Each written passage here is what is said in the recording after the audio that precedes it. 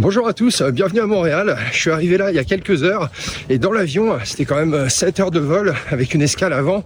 Je me suis dit, pour ceux qui voyagent, ça serait peut-être pas mal de faire une petite vidéo avec quelques conseils justement pour bien gérer le voyage et les entraînements. Donc c'est ce qu'on va voir dans la vidéo d'aujourd'hui. Allez!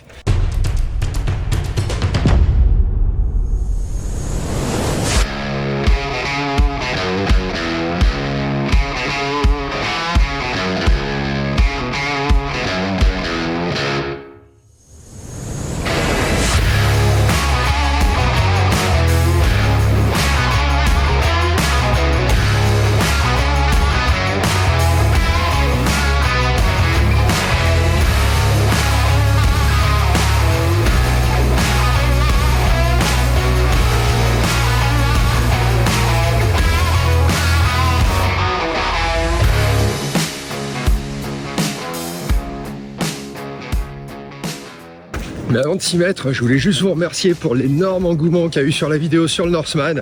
Franchement, vous avez été au top, il y a quasiment 60 000 vues. Franchement, c'est génial. Pareil sur la T, un peu moins, mais franchement, les retours étaient top. Donc vraiment, un grand merci. Et honnêtement, parce que ça aide beaucoup la chaîne, n'hésitez pas à vous abonner. Il y a quand même pas mal de personnes qui regardent les vidéos. Il y en a relativement peu qui sont abonnés. Donc franchement, ça m'aiderait beaucoup. Allez-y, n'hésitez pas.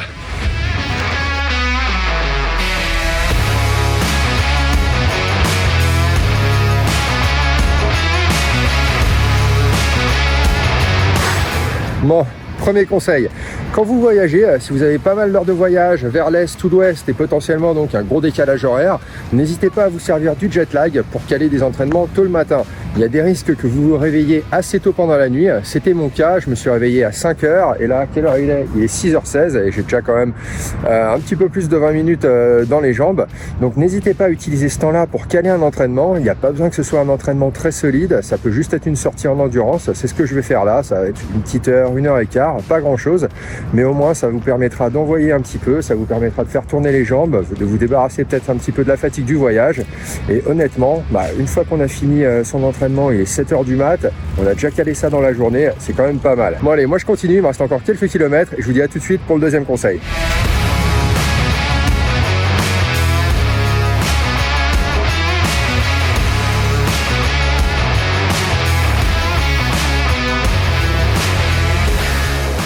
Alors deuxième conseil, lorsque vous voyagez, regardez un petit peu la météo avant de partir et adaptez les vêtements que vous allez prendre à la météo qu'il y aura sur place.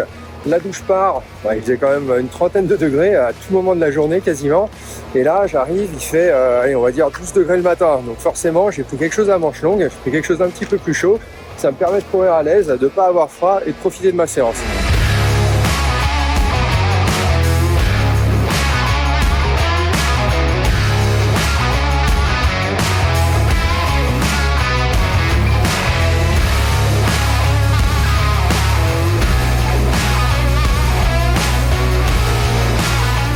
Bon allez, mon troisième conseil, c'est d'être quand même assez relax avec son plan d'entraînement.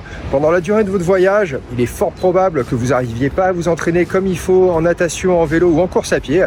Vous n'allez peut-être pas pouvoir caler vos 10, 15, 20 heures d'entraînement dans la semaine, mais c'est pas grave, c'est pas cette petite pause dans votre plan d'entraînement qui va saboter votre prochaine course. Honnêtement, ça peut même vous faire du bien, juste penser à autre chose, ça ira un petit peu et revenir en étant plus fort, en ayant justement pris le temps de se reposer. Alors généralement, ce que je fais, c'est que je prends mes affaires de natation. Là, je les ai, j'ai juste à me trouver une piscine. J'ai mes affaires de course à pied naturellement et j'ai aussi mes affaires de vélo et là je vais me trouver un magasin pour louer un vélo pour 1 ou 2 jours, peu importe, ça me permet de caler 1 ou 2 sorties, ça me permet de découvrir le coin et au moins ça me permet tout de même de faire tourner les jambes sans forcément suivre mon plan d'entraînement.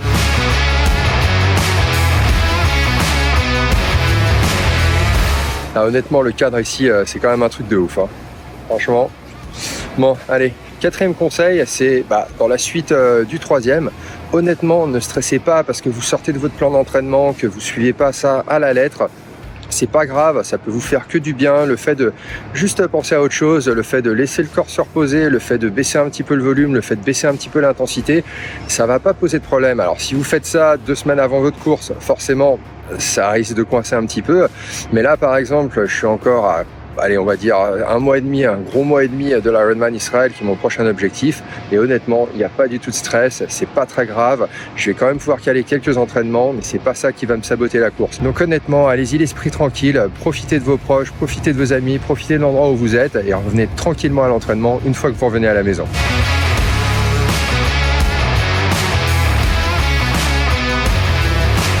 Allez, 5e conseil, lorsque vous allez faire votre première séance, on va dire qu'il y a 99% de chances peut-être que ce soit de la course à pied. Allez-y doucement, ne commencez vraiment pas fort, ne mettez pas trop de volume, ne mettez pas trop d'intensité. Si vous avez fait un gros voyage en avion, il y a quand même de très fortes chances que les jambes soient bien fatiguées, qu'elles soient bien lourdes. Généralement, ça gonfle un petit peu dans l'avion. Donc vraiment, vous n'avez pas envie de rajouter un stress supplémentaire avec une longue sortie, avec des intervalles, de l'intensité. Parce que clairement, le risque, si vous faites ça, c'est potentiellement la blessure et ça, on n'en a pas du tout envie.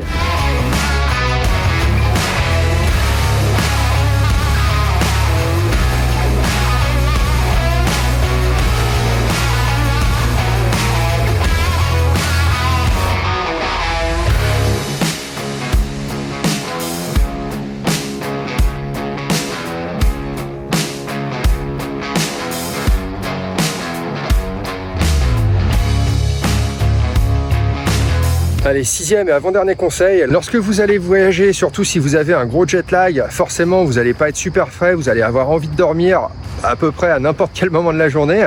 Mais mon conseil, c'est vraiment d'essayer de tenir. Ne faites pas une sieste, on va dire, en plein milieu d'après-midi parce que forcément, ça va vous décaler pour dormir.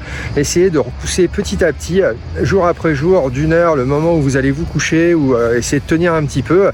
Mais en tout cas, n'essayez pas de rattraper le temps de sommeil avec un gros bloc de sieste au milieu de la journée parce que franchement, pour moi, c'est la pire des choses à faire et c'est quelque chose qui va faire que vous allez être décalé pendant tout le séjour et au final, vous n'allez pas profiter des journées comme si vous étiez frais à la maison.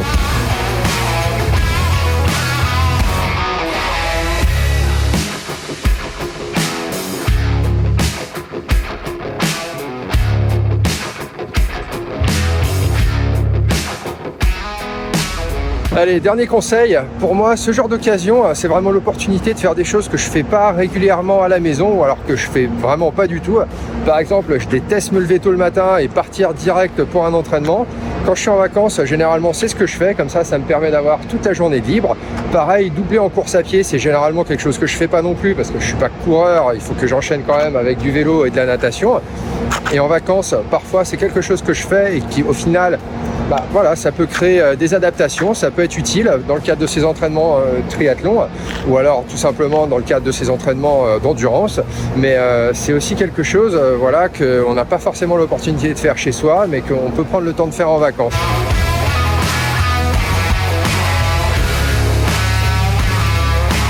Et quand je vous disais qu'il faut savoir faire preuve de souplesse avec son plan d'entraînement, j'ai pas eu le temps de m'entraîner aujourd'hui, c'est pas grave, là j'ai couru du logement à la piscine, je vais aller nager un peu et je finirai ma séance de course à pied en rentrant jusqu'à la maison. C'est différent de ce que je fais d'habitude, mais au final, ce qui est important, c'est de pouvoir caler de l'entraînement. Allez, j'y vais. Et voilà pour aujourd'hui, j'espère que la vidéo vous a plu, c'est un format un petit peu différent, mais au final, je voulais pas non plus vous laisser 2 semaines sans aucune vidéo. Je vous dis à très bientôt, entraînez-vous bien.